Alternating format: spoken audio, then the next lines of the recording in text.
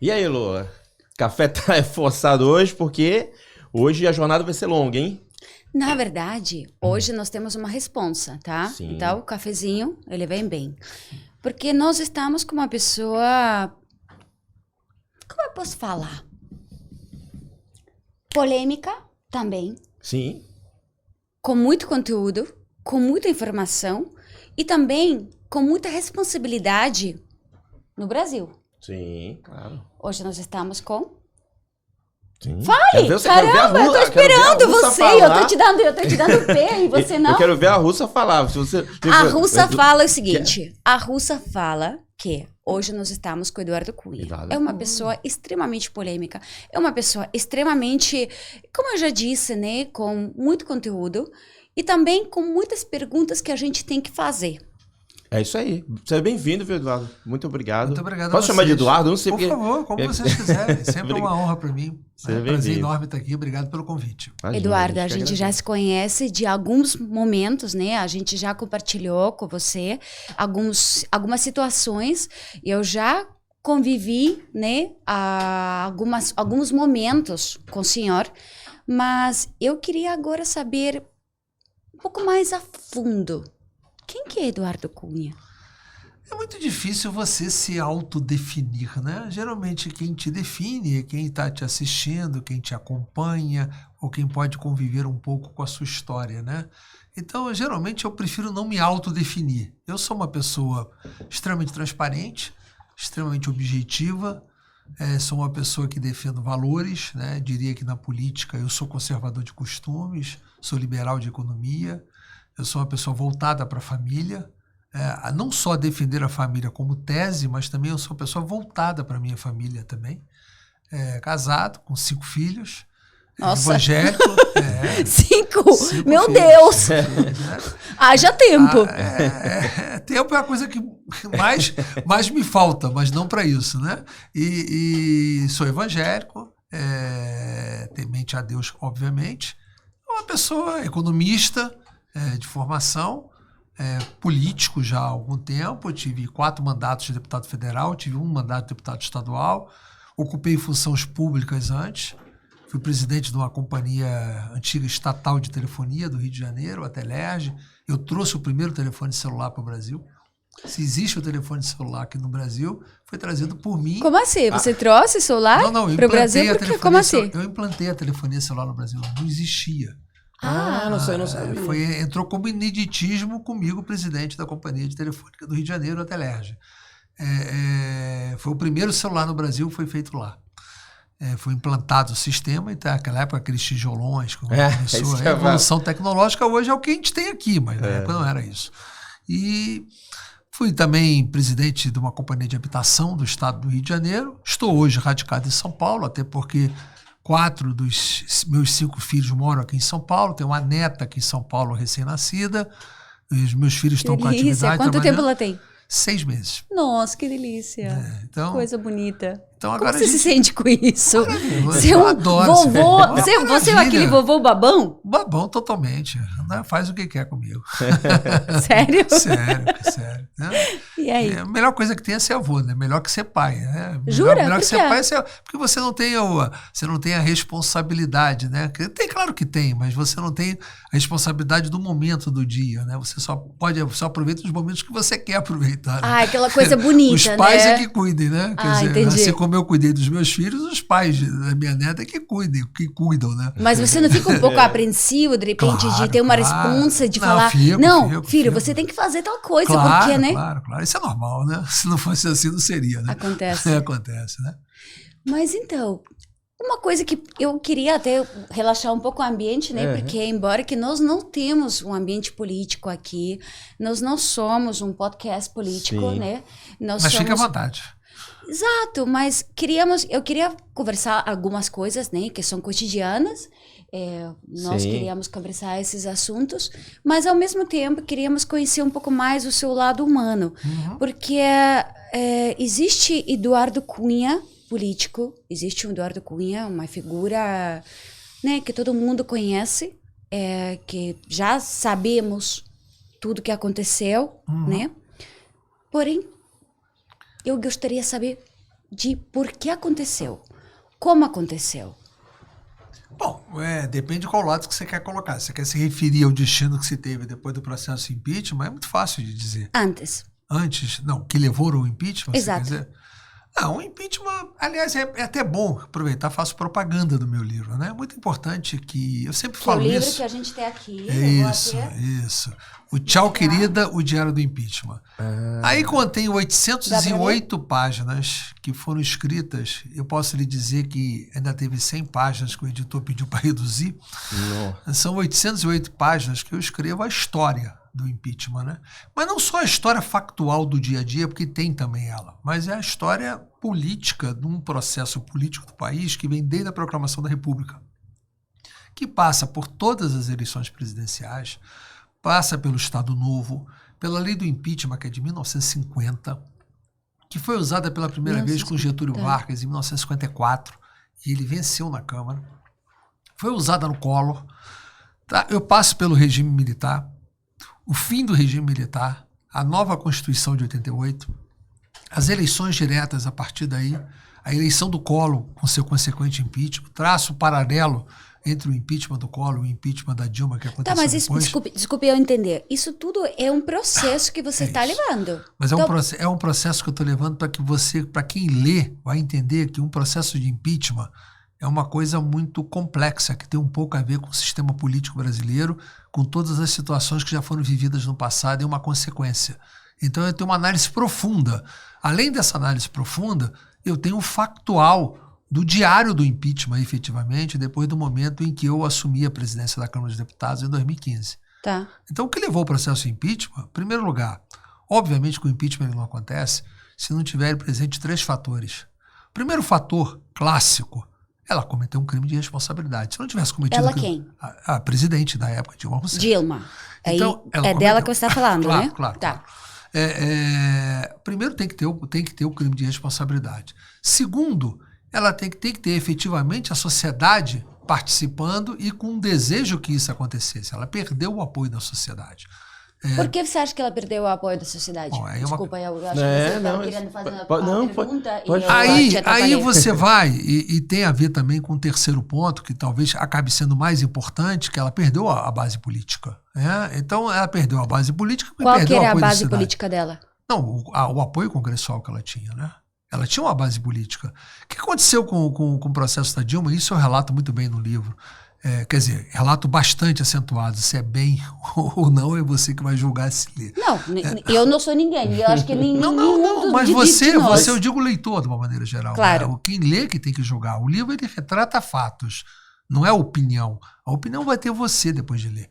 O que acontece? O processo do impeachment da Dilma começou, na verdade, com as manifestações de 2013. Não sei se você lembra, mas aquelas manifestações que começaram aqui por causa da briga por um aumento de passagem, que gerou um movimento de manifestações assim descontroladas em todo o país e que acabou contida pela violência, e a violência acabou contendo a própria manifestação pelo combate à violência.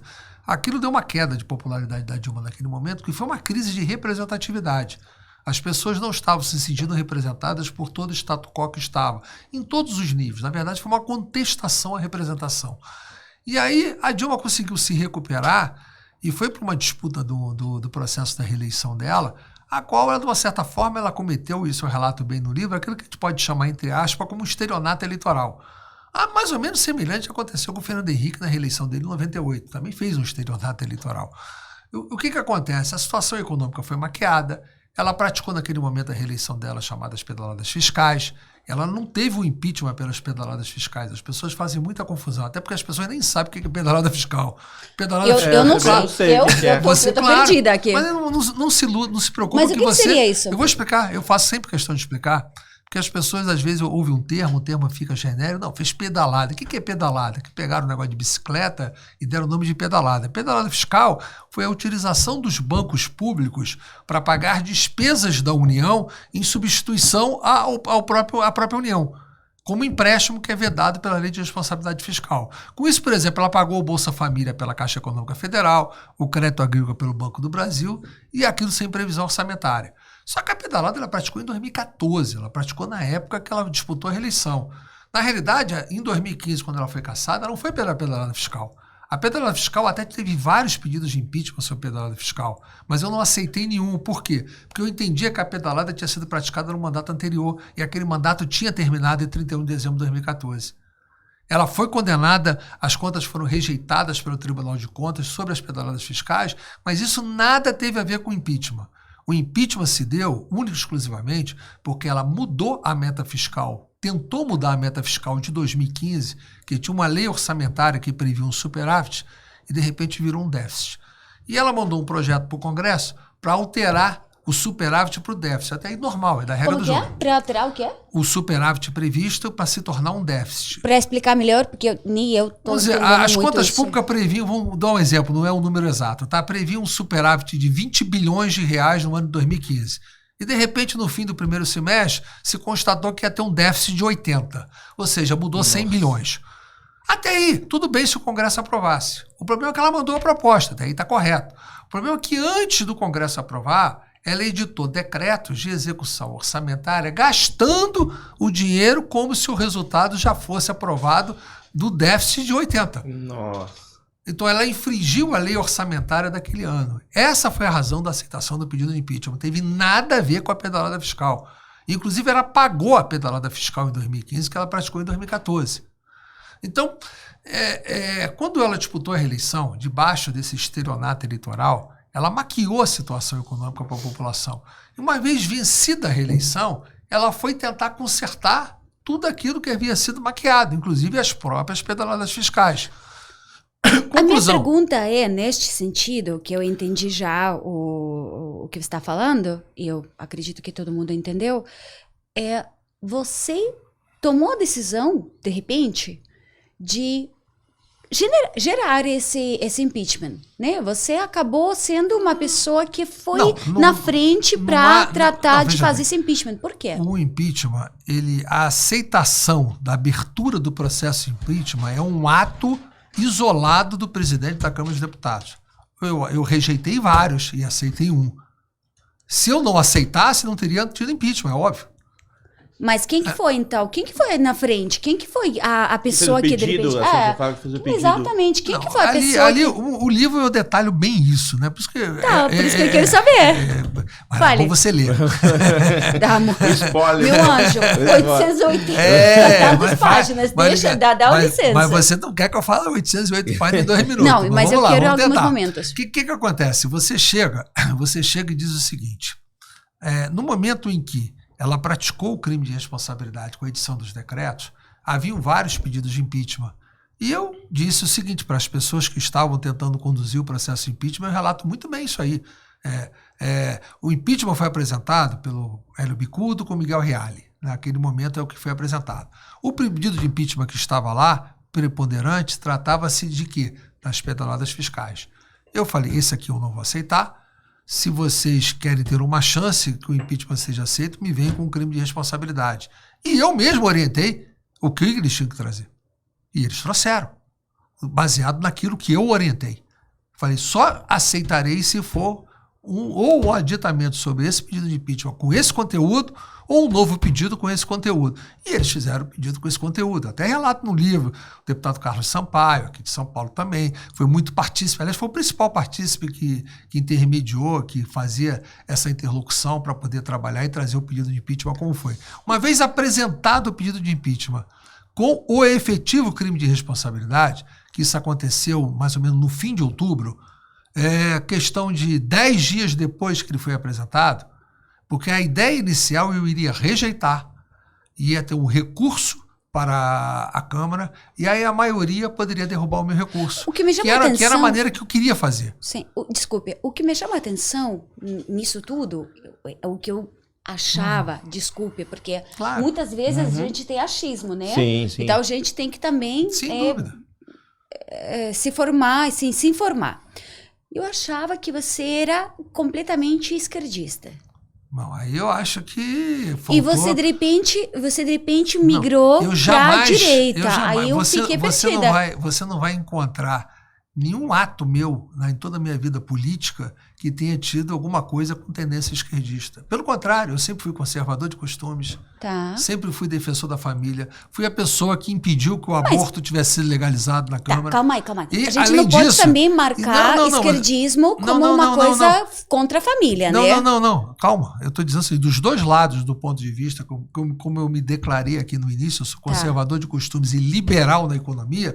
Eu sempre fui defensor das privatizações, sempre fui defensor da iniciativa privada, sempre combati o estatismo que estava sendo colocado. Então, eu jamais tive uma atuação que pudesse... Aí, essa sua visão que você teve foi equivocada, baseada em alguma coisa que eu não sei o quê. Por isso, foi uma percepção. Eu acredito que muitas pessoas você também não tinha fato, você tinha percepção. Exato. E é uma percepção equivocada, porque eu nunca tive atuação que pudesse, assim, passar perto, que eu tivesse alguma coisa de esquerdismo. Mas veja bem, o impeachment não se deu por eu ser anti-esquerda, ou por ser direita ou anti-direita, por nada disso. Se deu porque ela praticou um crime de responsabilidade, essa é a verdade.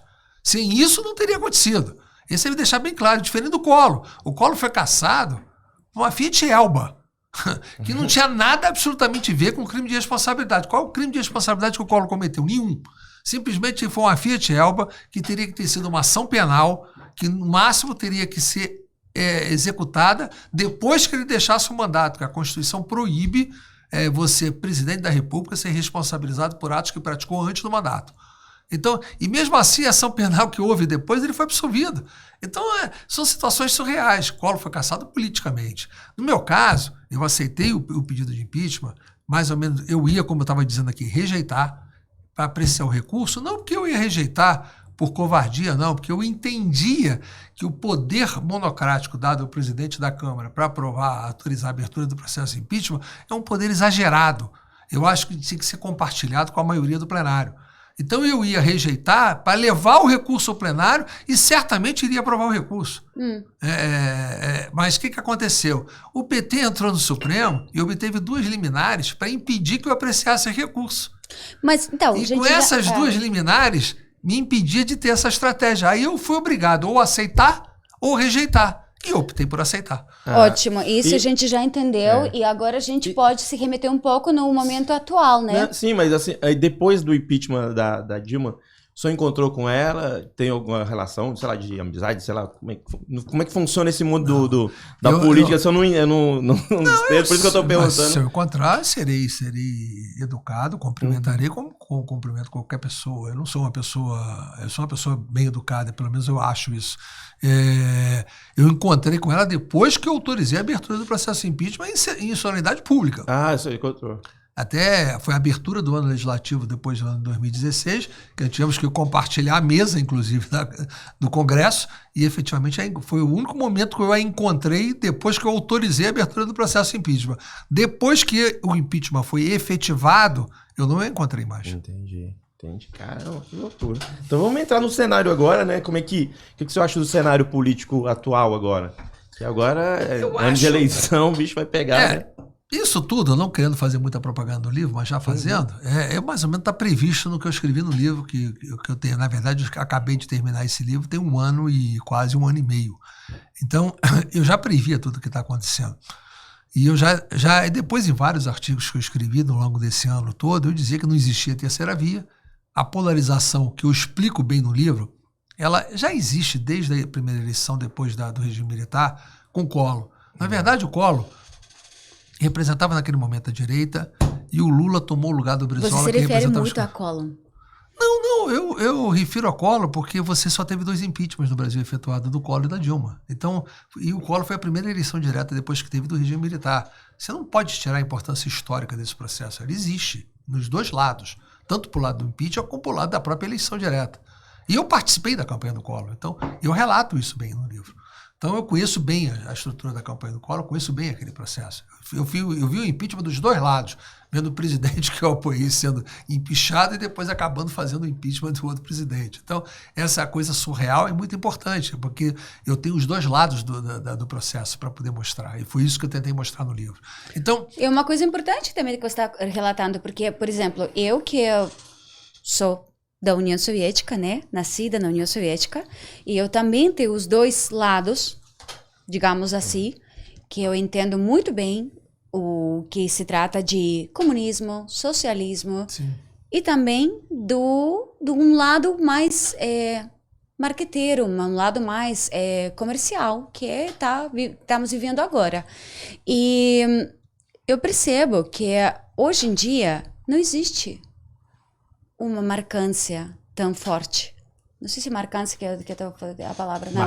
Marcante, né? Uma tendência tão forte. Existe uma combinação. Mas a cada lugar tem realidade. Eu escrevi, inclusive, essa semana um artigo sobre governabilidade e cito o exemplo, por exemplo, uma comparação com a França, que o Macron foi reeleito agora. Diferentemente do Brasil, onde a polarização, um lado vai vencer. Polarização, essa era a palavra, desculpe. Polarização.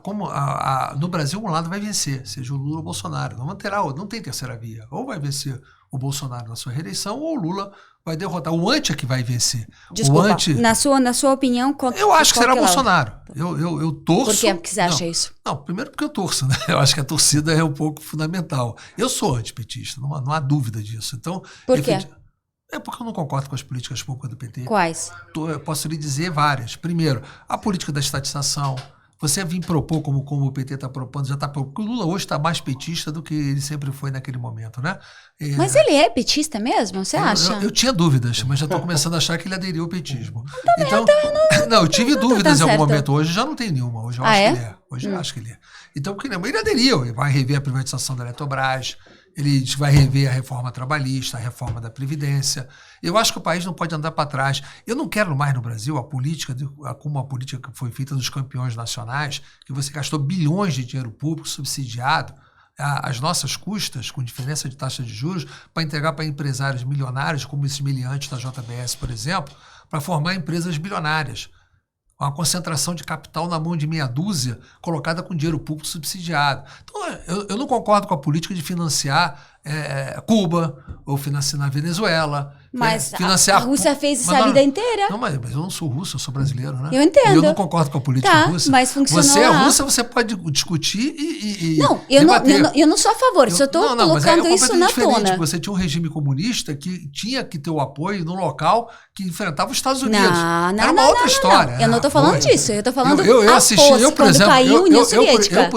Eu, por exemplo, que muitos anos atrás andei muito na África, eu assistia, por exemplo, que Angola trabalhava com os soldados cubanos, com os russos, para poder manter o regime. Mas é então, diferente. Eu vi isso tudo. Cuba era a nossa base militar. É diferente. Mas eu estou falando de uma outra coisa. Mas eu estou falando de Cuba, não estou falando de Cuba do ponto de vista somente ideológico, não. Estou falando de Cuba de eu entregar o dinheiro público subsidiado do BNDES para financiar a construção e para não receber de países que são aliados deles naquele momento. É esse o objetivo. Eu não estou entrando no mérito da discussão de Cuba, a qual eu não concordo, mas não é esse o objetivo que eu estou falando. Eu concordo. Não, nem disse isso. Eu estou só dizendo o seguinte, que efetivamente eu não concordo com a política pública de eu plantar um porto com 500 milhões de dólares com o Porto de Mariel e o Brasil não recebeu o dinheiro. Há pouco tempo atrás, a gente estava conversando sobre um assunto de combustível, por exemplo, no Brasil, tá? Por que nós temos um custo no Brasil, hoje em dia, muito alto de combustível? Não, mundialmente, né? Até porque tem uma inflação, tem todo um sistema. Então, por que o Brasil ainda não implanta e não tem uma refinação de combustível? Por que o Brasil não investe nisso? O primeiro lugar é o seguinte, aí você tem que olhar o seguinte, isso os governos do PT começaram a fazer um investimento em refinarias, aí gastaram bilhões para fazer uma refinaria em Pernambuco, em associação com o petróleo da Venezuela, da PDVSA, e os venezuelanos não colocaram dinheiro. Desculpa. A conta ficou para lá e está a refinaria parada. Vamos falar que Venezuela estado, é 12 centavos. Sim, um pouco também um subsídio exagerado. Mas eu digo o seguinte, nós vimos assistir no Rio de Janeiro o Comperge, que gastaram... Hoje eu estava até lendo uma matéria que dizendo que estão rompendo o contrato, foram para arbitragem, já gastaram 20 e tantos bilhões, era uma refinaria, já virou uma unidade de produção de gás natural e já está parada, isso troço dá 15 anos e não produz. Nós reinjetamos mais 50% do gás natural produzido quando sai o petróleo, porque não tem como processar. Isso é só para você ter uma ideia do desperdício que a Petrobras faz. Eu posso lhe dizer o seguinte, Nós importamos, que vieram para uma política, inclusive, de desestatizar as refinarias, que eu até posso concordar. O problema é que a refinaria tinha que ter sido desestatizada para que a Petrobras contratasse a empresa que comprasse a refinaria para refinar o petróleo que ela produzia. Mas você está colocando a culpa numa empresa. E por que o governo não está colocando, não está fazendo a sua parte? O governo não consegue, eu acho que o governo não está conseguindo fazer a sua parte por culpa de todos nós mesmo. Eu acho que o que acontece com a Petrobras? O governo hoje tem 28% da Petrobras. 72% não pertence mais ao governo. A Petrobras é uma empresa que tem que ser... É como o Gazprom da Rússia, a mesma coisa. Eu não conheço como é o Gazprom da Rússia, mas eu posso lhe dizer em relação à Petrobras. O governo brasileiro, efetivamente, acabou fazendo uma desestatização da Petrobras lateral. E nós mesmos, eu já assumi até essa culpa, fizemos a lei das estatais, que foi até uma iniciativa que começou comigo, que era para proteger as estatais do PT. E acabam criando condições e transformaram elas em corporações dos funcionários mais fortes. Porque o que está acontecendo? A Petrobras ela não é nem estatal nem privada, ela pertence à corporação. Nós precisamos, eu já escrevi sobre isso várias vezes, ou a gente estatiza a Petrobras ou privatiza. Como está, não dá para ficar. Então o que acontece? A Petrobras, vou te dar exemplo prático, numérico. Relatório do primeiro trimestre de 2022. Ela exportou 760 mil barris de petróleo. Importou 75 mil barris de diesel por dia e 21 mil barris de gasolina. Aí vem dizer que o câmbio influencia o preço da importação. Se ela exportou 760 mil barris que não foram produzidos aqui, importou 96. E os 75 mil barris de diesel que ela importou por dia é 10% da produção de diesel dela. Os 20 mil barris de gasolina que ela importou é 5% da produção dela de gasolina. Então, dizer que isso impacta o custo, quando está aumentando o preço da paridade internacional, a Petrobras está colocando um aumento de preço direto, inclusive com frete. Com frete com a oscilação que está tendo com a crise mundial. Ou seja, a produção que a Petrobras tem no Brasil de 700 mil barris por dia de diesel e 400 mil de gasolina, ela está corrigindo o preço pelo frete internacional daquilo que ela não importa. Então, vamos falar do Brasil? Porque, gente, sério, é um país enorme. Nós precisamos controlar a Petrobras. Só isso? Não importa não, é fundamental. Por exemplo, o plano de saúde, quando você vai corrigir o plano de saúde, não tem que aprovar pela Agência Nacional de Saúde? Ou você acha que as empresas de plano de saúde podem corrigir do jeito que quer o plano de saúde? A tarifa de energia elétrica não tem que aprovar pela Agência Nacional de Energia Elétrica? Por que a Petrobras, o reajuste do combustível, que foi considerado na Constituição como bem essencial para reduzir o ICMS, também não pode ter o controle da variação de preço da Petrobras? Não é o controle do preço, não. É o controle da variação, para que ela cobre do consumidor o preço justo e não ela avilte o preço com custos que não são custos dela. Como é que eu posso colocar o custo do frete internacional na minha produção interna brasileira? Isso é um absurdo. Isso tem que acabar. Então tem que ter um controle. Agora, eu queria muito perguntar para você, mas uma coisa muito minha, para eu entender. Que bom que você me concede essa possibilidade. Claro. E desculpe que eu sou tão incisiva, de verdade é uma coisa muito de curiosidade, é muita coisa de poder ter essa oportunidade de estar com você na frente e de poder fazer as perguntas diretamente. Pois não. Como que foi o assunto de inclusão, né? Inclusão não, como se chama? Reclusão, obrigada. De prisão, obrigada. Obrigada, gente. A coisa de russa, né? Às vezes dá. Não, eu não tenho nenhum problema de falar sobre isso. Fale da sensação sua como humano. Sensação não. Você não vai perguntar para qualquer pessoa que esteve presa qual é a sensação de estar presa, porque é uma pergunta absolutamente, digamos assim, vamos dizer assim, é até esdrúxula, porque ninguém vai se sentir bem preso. Qualquer pessoa que disser para você... Não, mas eu quero saber a emoção. Não, estava muito bem, obrigado, foi maravilhoso, passava os dias felizes. Não, você veja bem, eu sei que eu tive uma prisão política. E isso está provado pelo seguinte, eu fui preso, isso é bom falar, eu não tenho nenhuma preocupação de falar sobre isso, não. Porque eu fui preso, efetivamente, você tem que pensar o seguinte, no dia que eu autorizei a abertura do processo de impeachment, depois quando teve a votação no plenário da Câmara, que a Câmara aprovou por mais de 2/3 dos votos dos deputados, 10 dias depois entraram com uma ação pelos partidos de esquerda, justamente com o escritório de advocacia que pertencia ao ministro Barroso, pedindo meu afastamento. Desculpe, o que era? Que era? Deputados da esquerda entraram com uma ação pedindo meu afastamento, feitas pelo ex-escritório do ministro Barroso, do Supremo Tribunal Federal. Tá. Entraram uma terça-feira de tarde e pautaram para ser julgada, sem um relator pedir na quinta-feira de manhã. E simplesmente o que aconteceu? Já havia um pedido de afastamento meu parado na gaveta do ministro Teori Zavascki há mais de 6 meses, na minha briga, logo que o então Procurador-Geral da República havia entrado, praticamente uma semana depois que eu autorizei a abertura do processo de impeachment, que foi a reação do governo contra mim. O que aconteceu? O Teori Zavascki, vendo que tinha uma ação de afastamento, que o motivo do afastamento era o seguinte, do pedido, é que a Dilma tinha sido afastada, eu seria o vice-presidente da República, porque era o presidente da Câmara, estaria na linha de sucessão, consequentemente, como havia sido denunciado ao Supremo, eu não poderia ocupar a presidência da República. Olha o absurdo.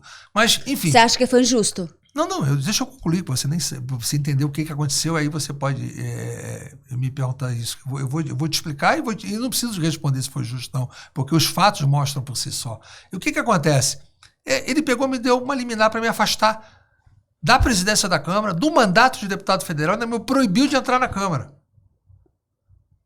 E o que aconteceu? Eu não tinha recurso contra isso. Qual foi o recurso que eu entrei? Eu entrei através de 3 partidos políticos, uma ação direta de inconstitucionalidade, para que desse interpretação conforme a Constituição das medidas cautelares que ele aplicou contra mim, que teriam que ser submetidas ao plenário da Casa 24 horas depois que fossem aplicadas, como é o caso da prisão em flagrante. Foram jogar essa ação 1 ano e meio depois. Sabe quando jogaram isso? Quando o Aécio Neves foi afastado do mandato do Senado, aí deram ganho a essa ação e submeteram o afastamento do Aécio ao plenário do Senado, que não confirmou e trouxe ele de volta. Então, só essa atitude, só esse julgamento que fizeram em seguida com o Aécio, mostra que o julgamento do meu afastamento por isso, sem ser submetido ao plenário da Câmara, que se tivesse ido para o plenário da Câmara, a Câmara não ia confirmar 24 horas depois. Óbvio que não iria. Então, o que aconteceu? O Aécio voltou para o exercício do mandato. Então, só por si só eu te digo, agora me afastando da presidência da Câmara e do mandato de deputado, me proibindo de entrar na Câmara, para quê? Para jogar meu processo de cassação. E, obviamente, acabaria cassado. 6 meses depois, sem poder entrar na Câmara para se defender. Então, no momento que eu fui cassado em função disso, que foi a vingança que foi feita contra mim, o que aconteceu? Uma semana depois, o senhor Sérgio Moro decreta uma prisão preventiva de um processo a qual ele me condenou em primeira instância, me mantendo preso preventivamente. Eu não tenho pena a cumprir, nunca tive pena a cumprir e não tenho pena a cumprir. Não tem essa história que eu paguei pena. Não tenho pena. Tá. O Supremo Tribunal Federal... Como ficou isso? Só para entender. O Supremo Tribunal Federal, em 14 de setembro do ano passado, anulou a ação. Decretou que ele praticou uma fraude processual e remeteu para a Justiça Eleitoral para reiniciar o processo. É isso que ficou. Tá, então eu fui preso... Mas eu fui preso preventivamente por algo que não existe. E você acha que essa reiniciação possível, reiniciação do processo, não pode atrapalhar você agora na sua candidatura claro que você vai... Não, você só é inelegível se você é condenado em tribunal colegiado, em segunda instância. Eu nem julgamento de primeira tive. Então, eu tive a condenação anulada e mais... a decretação que ele era um juiz incompetente para me julgar, consequentemente os atos dele também eram atos incompetentes. Então o ato de prisão preventiva dele foi ilegal. Não sou eu que estou dizendo. Olha. Não sou eu que estou dizendo, é o Supremo Tribunal Federal. E agora, hoje em dia, o que você acha que você pode trazer de positivo na sua nova candidatura? Bom, eu sou pré-candidato, né? A gente não pode falar em candidatura porque a lei eleitoral... pré-candidato tem uma intenção, né? Tem uma convenção, tem uma intenção. Tem uma intenção. Mas é assim como define a nossa legislação. Eu diria para você o seguinte, se é uma coisa que eu não preciso é mostrar nada, porque se eu não tivesse feito nada em todo o meu exercício da vida pública, só o fato de ter autorizado a abertura do impeachment... Como assim? Entendi. Já teria sido mais do que suficiente para que as pessoas possam me julgar. Tá. Se vale... ou não valeu a pena ter me apoiado naquele momento. Eu não preciso de mostrar nada. Se eu não tivesse feito nada, mas eu não estou falando o que você não tem que fazer. Eu quero saber o que você pode fazer. O que eu posso fazer, o que está espelhado no que eu posso fazer, porque a maioria que está aí, ou que veio, ou que pode vir, não tem o que mostrar. Porque a primeira coisa que eu tenho que perguntar a você é o seguinte, se você vem apresentar uma pré-candidatura para mim, eu vou saber por que eu vou apoiar a sua pré-candidatura. Qual é o seu passado para isso? O que você fez para isso? Passado, presente, né? Não. Não adianta você falar do presente se você não tem um passado para corroborar que o seu presente possa ser realidade. Em conjunto. Em política não funciona. Você pode chegar aqui e me apresentar, mas tá bom, mas quem me garante que você vai conseguir fazer isso? Você pode fazer isso. Eu vou dar uma coisa diferente, tá? Por exemplo, eu já fiz Playboy. Isso apoia alguma coisa no que eu tô fazendo agora em uma entrevista com você? Não. Não, mas você exatamente, não, é meu passado. Eu fiz Playboy, eu sou bailarina, exato. Eu não tô falando de agora. Você tá, digamos assim, confundindo as duas coisas que eu tô falando. Se eu tô pleiteando um retorno a uma carreira política, eu tenho que ser avaliado pelo aquilo que foi me praticado na política no passado. Se você amanhã fosse candidatar a ir de novo para Playboy, pode ser que avalie pelo que você fez. Mas nesse momento não é o caso. Então. Eu não tô pedindo para me julgar, como eu fui baterista de conjunto de rock na juventude, que eu vou exercer o mandato. Eu vou exercer o mandato como baterista de conjunto de rock, mas é assim que eu exerci como mandato de deputado, entendeu? Mas isso também é bonito. Então, mas eu quero saber o conjunto de obra. Mas o conjunto da obra é esse. Você tem que julgar para a política. Você tem um cara que é candidato a presidente da República, você vai saber o que ele vai fazer, você vai ter que julgar. Você, por acaso, nós vamos ter uma eleição muito peculiar agora. Você vai ter um presidente da República com um ex-presidente da República. Os dois vão poder dizer o que fizeram. E você vai poder julgar pelo que eles fizeram. Mas aí tá, eu quero saber o que você pode fazer agora. Eu não vou poder te dizer o que eu posso fazer, porque seria praticamente digamos assim, seria praticamente uma campanha antecipada que eu não posso fazer. Seria uma propaganda. Mas é uma boa. Mas eu não posso. Na verdade, é uma realidade. É aquela coisa que você pode entregar. Mas se eu falar, eu estaria corro o risco de estar praticando uma infração eleitoral e eu não quero praticar. Ah, tá, entendi. Entendeu? Não pode fazer isso? Seria fazer propaganda. Se eu disser o que eu vou fazer, assessora, você tipo, Lola, não pergunta essas coisas, gente, pelo amor de Deus, eu sou muito ansiosa, eu sou muito curiosa. Eu gostaria muito de satisfazer a sua ansiedade e talvez de alguém. A gente fala disso depois. Mas no momento que tiver a campanha eleitoral, eu terei o maior prazer de voltar aqui e dizer aquilo que eu posso fazer. Mas nesse momento eu estaria. Mas não vamos falar daquilo que você pode fazer. Vamos falar daquilo que você gostaria de ver no Brasil a partir do momento que você assumisse o cargo. Uma coisa eu posso falar, que as pessoas vão me ter com uma atuação previsível. Todos já viram como eu me comportei e eu vou me comportar com previsibilidade. Um dos grandes problemas que a gente tem no país chama-se governabilidade. A instabilidade política se dá porque geralmente a população não escolhe os representantes do legislativo em função da sua própria escolha para comandar o país. Então o que acontece? Se eu, porventura, a minha pré-candidatura for confirmada e eu for candidato e tiver a oportunidade de me eleger, se o Bolsonaro vencer a eleição, eu farei parte da base que apoia o seu governo. Se o Lula vencer a eleição, seria oposição. É muito simples. Você já disse que você é muito pró-Bolsonaro, né? Eu vou apoiar o Bolsonaro, vou votar no Bolsonaro. Essa é uma posição já pública minha. Se me perguntar por quê, porque ele representa o que eu penso. Ele é conservador de costume e liberal da economia, ponto. Essa é a minha posição. E é também porque você está com 2 candidatos somente. E eu não votaria no PT sob hipótese nenhuma. Então, quer dizer, é muito simples. Mas não é questão de só votar no PT. Eu acho que a população tem que conhecer de todos os seus pré-candidatos como eles se comportarão de acordo com quem for eleito. Porque não adianta o cara votar no Lula e votar em mim, se ele quer, digamos assim, que tenha governabilidade. Porque eu estou dizendo que seria oposição. Qual que é a diferença entre Lula e o Bolsonaro? Há um oceano atlântico de diferença. Qual seria? É o que eu estou te falando, representa as políticas. Eu não entro no mérito de natureza pessoal com relação a ninguém. Lula... Não, estou falando pessoal, estou falando de profissional. Eu digo o seguinte, a diferença, eu vou dizer, o Lula representa a política pública que eu combato. E o Bolsonaro representa a política pública que eu concordo. Essa é a principal diferença. E sobre a urna eletrônica, o que você acha? Sobre a urna eletrônica, é segura ou não é segura? Porque tem essa questão aí que tem sido levantado aí. Eu fui eleito 4 vezes na urna eletrônica. Então eu não posso achar que a urna não seja segura. Então eu diria para você o seguinte. Agora, é claro, eu costumo dizer também o seguinte. Você tem uma casa segura, né? Uhum. Você com uma casa segura até o dia que alguém arromba. Sim.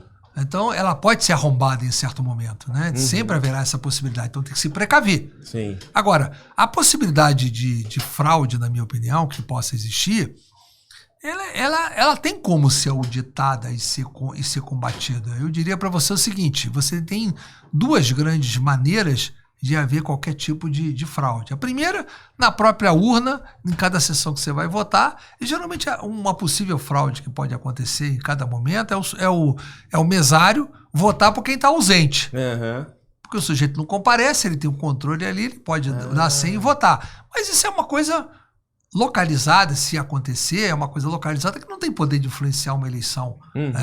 Não é uma grande massa, né? Não tem como, porque não vai acontecer vários mesários pensando igual, combinado para fazer isso. A outra forma que você tem de possível fraudar é na totalização dos votos, algum desvio que possa alterar a totalização. Para isso, tem mecanismos que podem ser feitos, que aliás foram feitos na eleição do Collor. Ela gosta muito de falar que eu falo do Collor, a eleição do Collor. A eleição do Collor foi feita isso.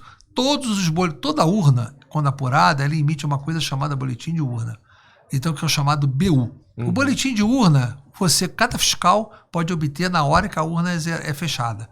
Então, você tem um boletim de urna e você pode somar todos os boletins de urna. Você pode totalizar. A campanha do Collor fez isso. É como se fosse um comprovante do voto. Só que em papel. Daquela urna. Eu tenho lá, a urna fechou, teve 250 votos. Aí eu tenho lá o espelho daquela urna. Entendi. E o somatório depois é só somar. Foi o que foi feito na campanha do Collor. Entendi.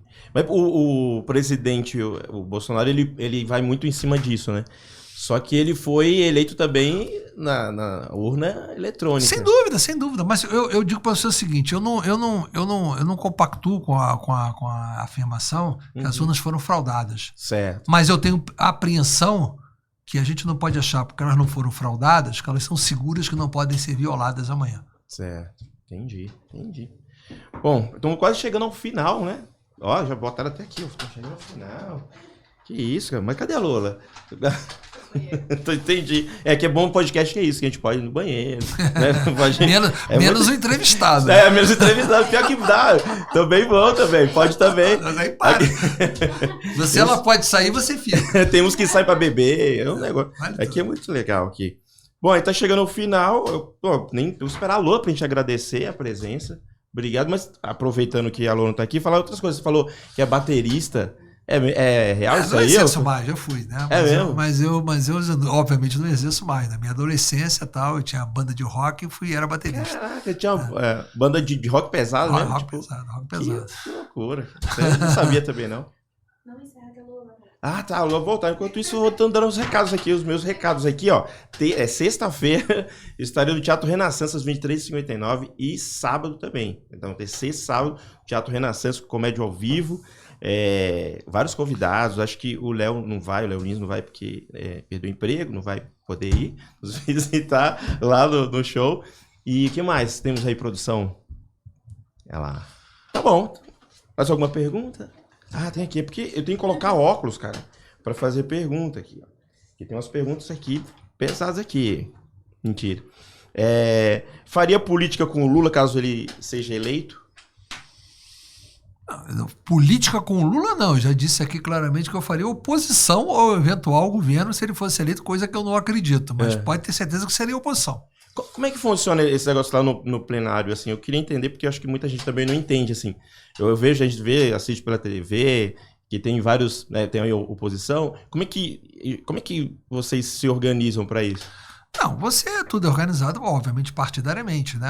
São os partidos que são representados dentro do plenário da Câmara e você tem um tamanho de cada partido e você vão às votações e você vai conduzir os seus partidos que são oposição para votar de um jeito e certamente os partidos que vierem a ser aliados para votar de outro jeito. Então, eu digo para você o seguinte, se o Bolsonaro vencer, eu estarei matriculado na base que o apoiará. Se o Lula vencer, estarei matriculado na base que vai fazer oposição. Entendi. É uma coisa que é exercitada em várias maneiras. Você vai discutir as matérias, você vai ficar contrário a grande parte das matérias que vão ser propostas, a menos que venha a matéria que eu concorde. O fato de ser oposição não quer dizer que você não vai concordar com aquilo que seja correto, que entender que seja correto. Então, isso não quer dizer que ser oposição você vai ser contra tudo que existia. Não é. Até que muitas coisas são iniciativas do próprio parlamento mesmo. Então, mas você vai se posicionar, você vai exercer a fiscalização, o controle bastante acirrado nesse debate, entendeu? Entendi. Não é só simplesmente votar, é exercer a política de oposição. Cara, eu fico, às vezes, assistindo lá na TV Senado, aí eu vejo as discussões lá vários políticos. Eu tenho sempre ter curiosidade, porque assim, na minha área é assim também. Tem discussão entre os amigos, só depois a gente se encontra, bebe uma cerveja. Lá é assim também ou não? É discussão mesmo, é real? Não, eventualmente, eu já vi de tudo, né? Eu já vi, eu mesmo já sentei com várias pessoas que eram contrárias a mim, e a gente participava bastante, tranquilamente, até porque você tem que aprender a separar a política do pessoal, é óbvio, né? Mas é claro que você não vai ter uma convivência contínua e, digamos assim, com uma intimidade com quem é bastante opositor às ideias que você está naquele momento convivendo. Então, a tendência é você se agrupar mais em aqueles que têm as mesmas posições políticas naquele momento, né? Isso é muito comum, às vezes, geralmente os parlamentos, lá são 513 deputados. Eu, por acaso, já fui presidente, então eu estava habituado a disputar a eleição lá, eu conhecia os 513 deputados, mas geralmente um deputado novo que chega lá, ele vai passar o mandato inteiro e não conhece a metade de quem está na casa. Nossa. Não conhece, até porque não consegue nem conviver, porque ele vai se restringir a convivência dele, a comissão temática que ele participa, a bancada do estado dele, ou uma afinidade qualquer por um tema, ou que vai jogar futebol, convive com quem joga futebol, ou que gosta de não sei o quê. A tendência é se agrupar. Então é muito difícil você ter um parlamentar que chega no primeiro mandato, termina o primeiro mandato, ele sabe o nome. Ele encontra o deputado na rua, não sabe o nome. Na grande maioria. Não foi o meu caso, porque até como eu disputei a eleição, eu fui obrigado a conhecer e conviver com os 513. Então eu conhecia com profundidade todos os 513 que estavam lá. Muitos até adquirindo conhecimento de mais de uma legislatura, porque eu fui presidente já no meu 4º mandato, não no primeiro. Não dá para você chegar lá no primeiro mandato e ser presidente. Isso é inviável, é impossível. Eduardo, uma pergunta. Quando um presidente, né, ele cria uma lei, faz um mandato, ele precisa de apoio, né? Apoio de Câmara, apoio dos deputados. Que tanto esse apoio que ele precisa? Como que funciona isso? Bom, se você olhar, tanto o Lula quanto o Bolsonaro, se vencer a eleição, é aquilo que eu estava tentando dizer aqui anteriormente, eles vão fazer cada um no máximo 15% da Câmara. Como é que governa? Ele tem que ter o apoio de pelo menos mais 35% para ter a metade. Então ele vai ter que buscar uma forma de coalizão. Isso é o nosso sistema político que está errado. E como funciona isso? Como ele busca esse apoio? Ele vai buscar de várias maneiras. Ele vai botar no governo, ele vai nomear ministérios para atender partidos políticos para tentar trazer o partido para o governo. É difícil?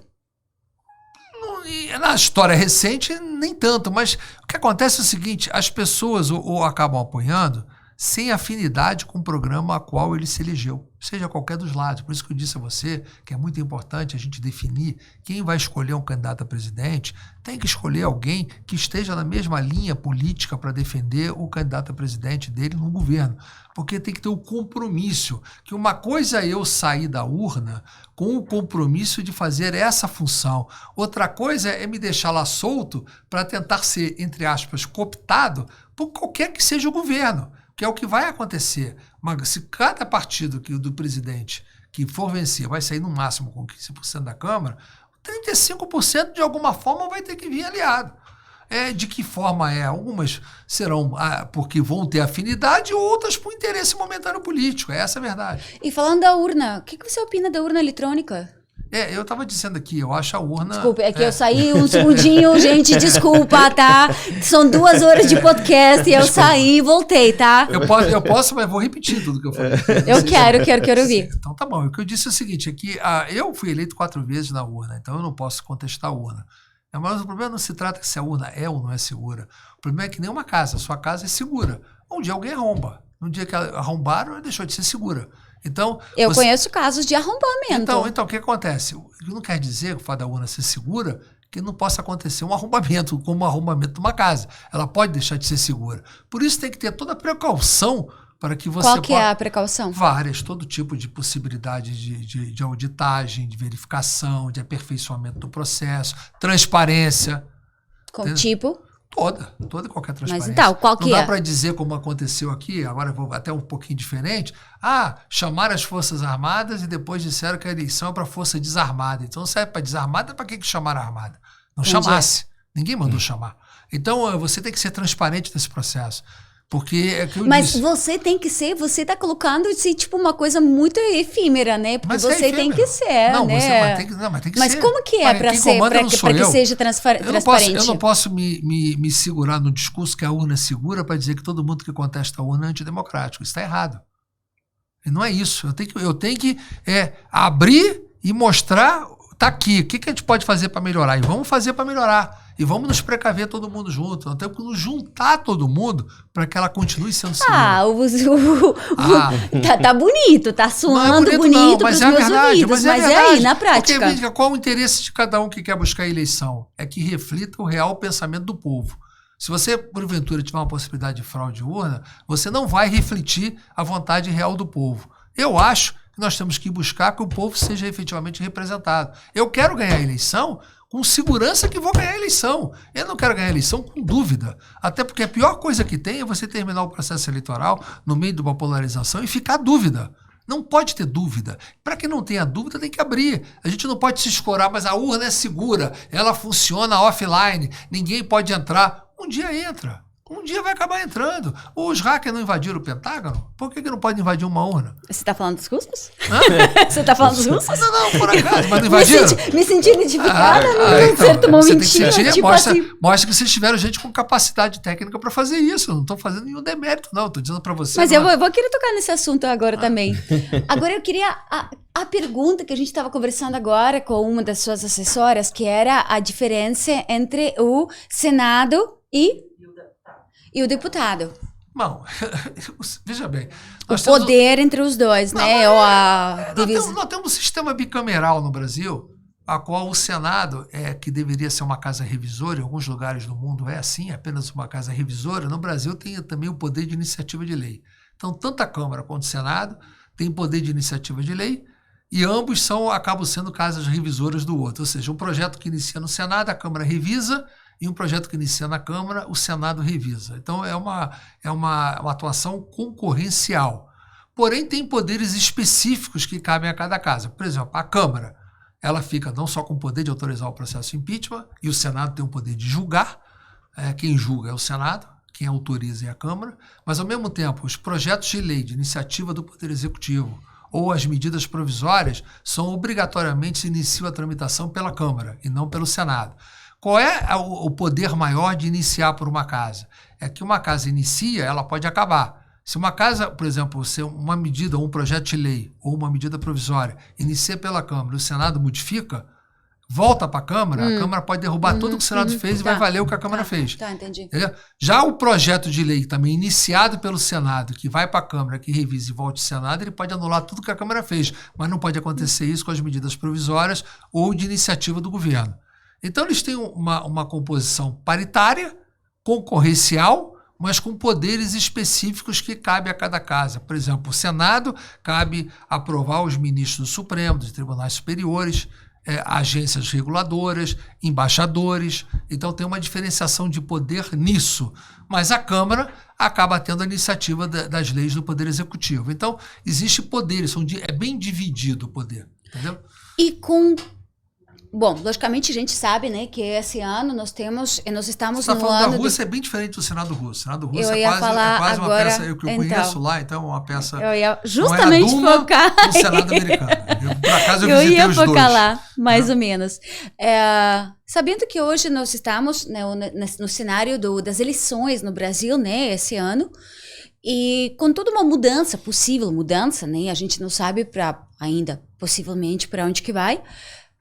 Como que você está vendo o cenário brasileiro, sendo que nós estamos agora presenciando uma situação muito complicada, mundial, onde tem inflação mundial, né, americana, mundial, onde nós temos a guerra Rússia-Ucrânia e toda uma situação de possível fome, de muitas coisas. Eu acho que está acontecendo um problema que, vamos dizer, está vendo, eu acho, quase um autoflagelo do mundo desenvolvido. Né? Autoflagelo, que seria? Eu vou tentar explicar. O que está acontecendo? Você, em função de uma guerra, aparentemente uma guerra insana, não quero entrar no mérito da guerra, mas toda guerra ela é insana, de uma certa forma.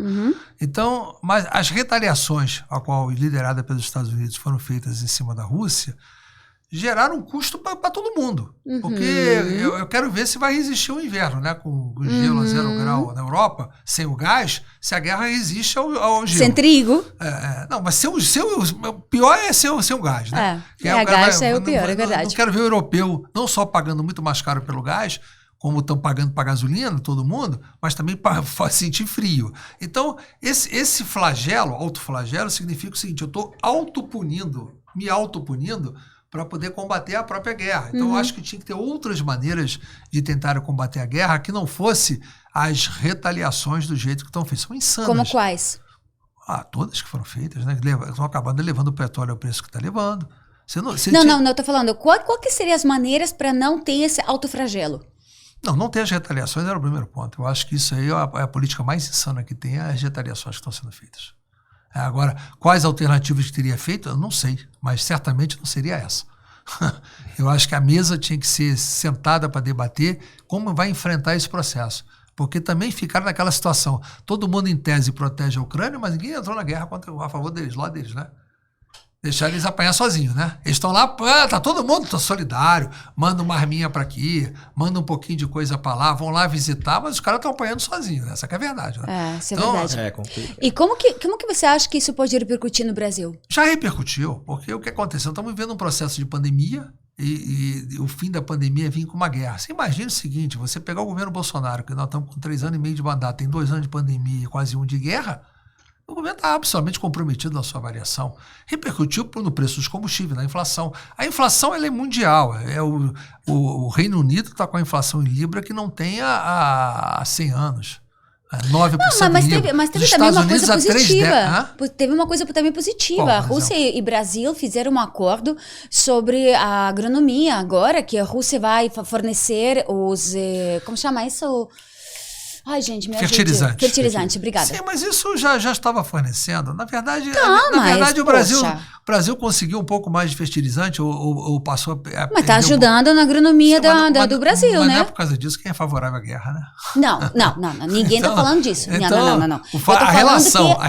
A união entre Brasil e Rússia está sendo favorável. Não, a relação Brasil-Rússia é uma coisa que eu acho que tem que ter relação com qualquer país. Eu acho que a economia tem que prevalecer sobre qualquer processo de discussão de qualquer natureza. Senão, por que o mundo não parou com a China? A China não está, de uma certa forma, com apoio indireto à guerra? Ou não está? A omissão da China, ou cruzar os braços não está fazendo? A China não está causando o maior problema na inflação no mundo hoje? Os lockdowns da China estão causando o quê? A falta de container, a falta de componentes de veículos. Você está com indústrias paralisadas, está gerando uma inflação de demanda. Porque a inflação ela se dá de duas maneiras, de custos ou de demanda. Nós estamos com as duas. E a inflação de demanda está sendo causada pela China. Hoje você tem a Europa investindo bilhões para ter fábricas de componentes. Todo mundo está querendo sair da dependência chinesa, que simplesmente colocaram a mão de obra. Vai conseguir? Gente, só um parêntese. Não sei se vai. Para vocês entenderem, eu sou nascida na Ucrânia, tá? Então, quando eu falo da Rússia e Ucrânia... na União Soviética no Rússia. território da Ucrânia, né? Eu sou de Odessa. Então, quando eu falo, eu entendo o que eu tô falando. Mas... eu não entendo tanto dessa coisa. Eu falo você entende muito mais do que eu, pelo amor de Deus, né? Não. Então, sobre a Rússia e a Ucrânia, não. Com certeza que sim. Eu posso falar de outra coisa, mas não disso. Mas sobre o assunto da China... Como que você vê a China hoje, mundialmente? Porque você tocou nesse assunto e me chamou a atenção, porque a China, hoje em dia, é uma ameaça ou uma benção mundial. O que é? Não, eu não diria nem que é uma ameaça, nem que é uma benção. Eu acho que tem que ser tratada no seu devido espectro. O que está acontecendo? Você tem uma economia que ficou muito forte, com uma grande dependência da atuação estatal forte que teve na China, que criou uma economia exportadora baseada justamente no custo baixo da sua mão de obra e no excesso da sua mão de obra disponível. E o que aconteceu? O mundo inteiro, agora começando a sofrer, e quando eu vejo, por exemplo, isso tem muito a ver com o que o PT está pregando agora, vou revogar a reforma trabalhista, vou revogar a reforma da Previdência, que significa o quê? Aumentar o custo da produção da nossa mão de obra. Consequentemente, a gente fica com a competição cada vez mais difícil. E o mundo, de uma certa maneira, num certo momento, preferiu aproveitar essa mão de obra barata da China para ter produtos mais baratos do que ele mesmo produziu o seu custo elevado. Então, agora eles estão sendo obrigados, estrategicamente, para que não paralisem, a rever um pouco esse princípio. Isso é que gerou a inflação, que está gerando a inflação que a gente tem. A carência daquilo que a China produziu, que ela reduziu a sua produção, reduziu a sua oferta e gerou uma inflação de demanda. Eu não posso ter carro hoje com ágil de às vezes 100% do preço do carro, como está acontecendo com alguns carros. Então, isso é um absurdo. Por quê? Porque falta componente. Falta componente por quê? Porque a China não produz o componente, porque eu estou com o carro todo pronto aqui, não tem componente. Então está todo mundo correndo agora para montar a indústria de componentes. Claro. E vai por aí afora. Falta containers. Como é que nós podemos ter? Está faltando navio para trazer produto da China. Então nós estamos numa crise mundial provocada por essa dependência que a China criou, que nós, do mundo, permitiu que a China criasse. Eu não diria nem que foi uma benção nem como uma ameaça. Houve digamos assim, a economia, porque a busca do lucro, então eu tenho que ter o custo mais barato do produto para ter mais lucro, nos faz com que a gente busque isso onde esteja. E a China era a opção. Só que, de repente, a China deu uma engasgada. Pela pandemia, ela deu uma engasgada. Mas você não acha que é uma ameaça mesmo assim? Porque, na verdade... Não sei, vejo por meu lado. A China seria, digamos assim, ela não seria uma ameaça. Eu não vejo, não sei se você está querendo se referir a ameaça com ponto de vista militar ou você está querendo se referir com ponto de vista econômico. A militar é um outro viés de você analisar. Do ponto de vista econômico, eu acho que o fruto desse processo que está aqui, ela vai enfraquecer economicamente. Vai? Vai, claro que vai. E o ingresso do Brasil? Desculpa, eu tô toda hora. É que eu tô cheia de perguntas. Me perdoe, Luiz. Pelo amor de Deus, que hoje, gente, me perdoe. Hoje eu literalmente coisa de mulher. E eu fiquei em cima do Luiz. E eu não deixei ele falar em nenhum momento. Só quando eu saí no toalete, né? Aí que ele conseguiu falar. Já tinha até terminado o programa. Você não tá reabrindo. Bem por aí, desculpa. Não, as últimas perguntas que eu tenho é... E o ingresso do Brasil no BRICS? Como que você está vendo isso? No BRICS ele já está. Você está falando do BRICS ou do CDE? Não, no BRICS. Não, o BRICS, inclusive, até participei pelo parlamento do BRICS de várias reuniões. O BRICS é uma iniciativa de agrupamento de bloco muito interessante, que são os países emergentes, né? Que é o Brasil, China, a África do Sul e a Rússia. Então, e a Índia, né? O que acontece? O BRICS ele tem um conceito que era em termos de bloco, poder ser um enfrentamento à União Europeia, ao bloco uma coisa controversial, sim. Do norte dos Estados Unidos e Canadá. Tinha esse objetivo, né? Que a gente no Brasil foi pelo Mercosul, que o Mercosul, na realidade, o Brasil o Mercosul foi bom para os outros países da América do Sul. Para o Brasil, eu não diria o Mercosul é grandes coisas. Mas ainda hoje, no momento que estamos vivendo agora, né? Continuando, entendendo que nós temos a Argentina com Kirchner, né? Chile a Argentina é uma economia em decadência já há muitos anos, né? Mas faz tempo, né? Mas não é por isso. A política atrapalha mais, atrapalhou muito, né? Ela é uma economia. Então, é isso que eu tô falando. Que é uma economia que tem uma cultura que acha que é uma cultura superior àquela que teria, um processo industrial falido e uma agricultura que não chegou a ser, não é tão potente como a nossa ficou. Então é uma economia em decadência já há bastante tempo. E, de uma certa forma, o Mercosul não deixa de ser uma ajuda para eles, né? Como é Paraguai, Uruguai, que depende basicamente do Mercosul, com basicamente de tudo. Então o Brasil, quando buscou o BRICS, e busca agora na OCDE... Que é o único país do Mercosul que entrou no BRICS. É porque, vamos dizer, é o único emergente, de fato, né? Os outros não são emergentes. Os outros ainda estão num período realmente inferior, o estágio inferior do... Chile não. Não, mas o Chile não estava no... O Chile e o Mercosul é um pouco diferente. O Mercosul foi feito por uma só que coisa. Agora ele também tá meio que nem aquela transcendência que não está sabendo... Eu acho que o Chile retroagiu e vai retroagir mais nesse momento que está. Exato, com Boric. Você acha? Só com Boric, não. A nova Constituição, do jeito que foi feito, enfim. Que ainda tá bem naquela coisa que eles não sabem o que eles fazem. Ela vai virar uma Constituição corporativista, como foi a nossa de 88. Eu acho que o Chile vai andar para trás bastante, vai perder o espaço nisso aí. Isso também vai atrapalhar bastante o Mercosul. Agora, é interessante que eu estou vendo que tem muita tendência dessa parte do continente, né? Esquerdista. Mas é um ciclo, né? Esse ciclo se autoalimenta e se autodestrói, né? Porque quando você avalia o resultado da Argentina hoje, ele vai se autodestruir. Ele se autoalimenta, começa com um, contamina os outros. Talvez antes que contamine o Brasil de volta, talvez já tenha sido destruído pela própria Argentina. Isso pode repercutir no Brasil, você acha? Depende do tempo, né? Depende do tempo da eleição ter processado o desgaste que está acontecendo nos outros lados. Pode ou não, né? Isso é difícil de dizer. Porque antigamente a gente vivia um processo que chamava-se, você que é da Rússia, da vodka, o efeito Orloff, né? Que eu sou você amanhã, né? Então, esse eu sou você amanhã era o Brasil com a Argentina. Quando acontecia na Argentina, acontecia com o Brasil no outro dia. Não, mas isso a Argentina já acabou. É diferente. Aí tem um processo de corrupção muito absurdo de muitos anos já. O problema não se trata de corrupção, não. O problema se trata mesmo que acontecia na Argentina num certo momento. Isso vem desde a época anterior ao Plano Real, da inflação. Cartelhaços. Tudo. De uma maneira geral, eu falo de uma maneira geral do ponto de vista da economia, do que acontecia no processo da economia como um todo. O Brasil se desgarrou desse processo da Argentina já desde a implantação do Plano Real, se desgarrou. Veio se desgarrou. Hoje é o contrário. Hoje a Argentina praticamente não tem influência nenhuma sobre aquilo que acontece no Brasil. Mas é um processo. Na política, há uma contaminação momentânea, sim, não há dúvida nenhuma. A Colômbia entrou agora, já tinha entrado o Chile.